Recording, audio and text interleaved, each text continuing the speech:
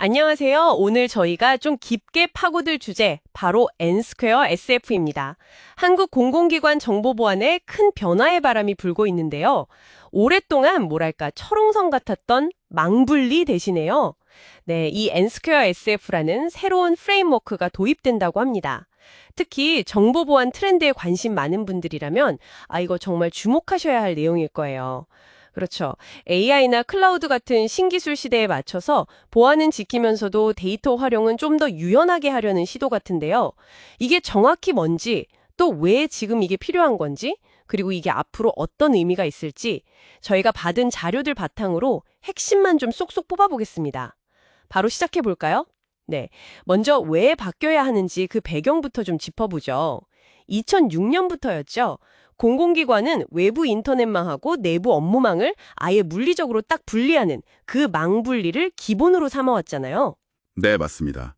그게 기본 원칙이었죠. 이게 보안은 확실히 강했는데, 근데 요즘처럼 데이터 공유나 협업, 이게 중요해진 시대에는 이게 좀 혁신을 가로막는다 이런 목소리가 계속 나왔어요. 네, 그렇죠.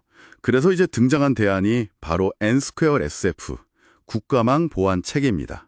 내셔널 네트워크 시큐리티 프레임워크의 약자고요. 핵심은 이겁니다. 모든 정보를 그냥 다 똑같이 막는 게 아니고요. 정보랑 시스템의 중요도를 따져서 등급을 나누는 거예요. 기밀, 그러니까 C등급, 민감, S등급, 그리고 공개, O등급. 이렇게요. CSO, 세 등급으로요? 네. 그리고 각 등급별로 보안 수준을 다르게 적용하는 거죠. 여기서 좀 흥미로운 점은 이게 단순히 병 높이만 조절하는 게 아니라는 겁니다. 그보다는 보안의 초점 자체를 네트워크 경계 방어에서 데이터 자체를 보호하고 또 신뢰 기반의 접근 제어로 옮겨가는 좀 더 지능적인 접근이라는 거죠. 아, 네. 일종의 그 제로 트러스트 원칙하고도 약간 맥이 닿아 있다고 볼 수 있어요. 제로 트러스트요? 그러니까 아무도 믿지 마라, 계속 검증하라, 이런 개념이군요. 네, 맞습니다. 보안은 강화하면서도 데이터 활용의 유연성은 좀 확보하자. 이런 시도인 거죠. 그러니까 일률적인 통제에서 벗어나서 위험도에 따라 맞춤형 보안으로 간다. 이런 거군요. 근데요, 이 등급 분류, CSO 나누는 거요. 실제 현장에서는 이게 좀 어떻게 적용될까요? 기관마다 중요도 판단 기준이 좀 다르거나 아니면 이 분류 작업 자체가 좀 큰 부담이 될 수도 있을 것 같은데요? 아, 네. 정말 중요한 부분을 지적해 주셨어요. 사실 NCSF 도입의 성패는 이 CSO 등급 분류를 얼마나 명확하고 일관되게 하느냐, 여기에 달렸다고 해도 과언이 아닙니다. 그래서 이걸 체계적으로 하려고 5단계 추진 절차를 따르도록 하고 있습니다. 5단계요? 네, 일단 준비 단계를 거치고요. 각 기관이 자체적으로 정보랑 시스템 중요도를 평가해서 등급을 분류합니다. CSO로요. 그 다음에는 잠재적인 위협이 뭔지 식별하고 거기에 맞는 보안 대책을 수립하는 순서죠. 보안 대책 수립. 네, 이때 보안 대책은 여러 핵심 영역에 걸쳐서 등급별로 맞춤형으로 설계되는데요. 예를 들면 누가, 언제, 어떤 정보에 접근할 수 있는지 이런 접근 제어랑 인증을 강화하고요.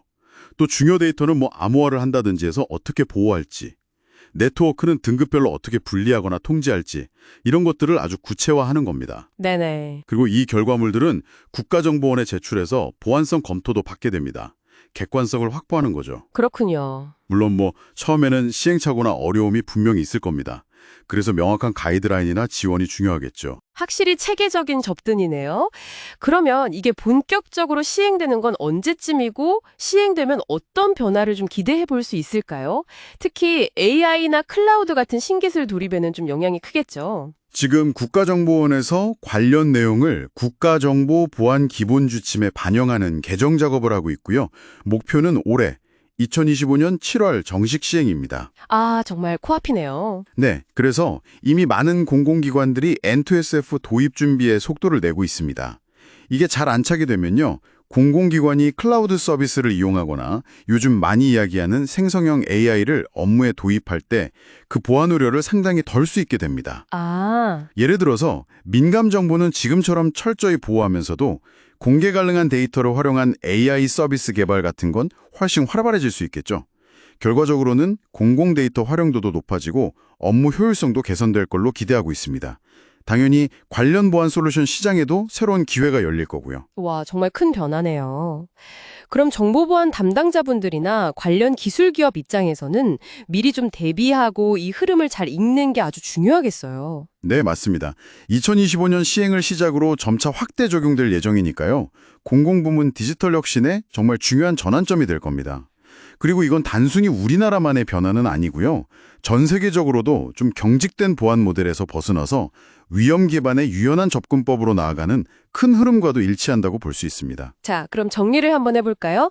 오늘 이야기 나눈 핵심은 한국 공공정보 보안의 패러다임이 이제 물리적인 망분리에서 데이터 중요도에 따른 차등적 보안 관리, 즉 N2SF 체계로 넘어가고 있다. 이거죠? 네. 보안과 혁신 사이에서 어떤 새로운 균형점을 찾아가는 과정이다. 이렇게 볼 수 있겠네요. 네, 맞습니다.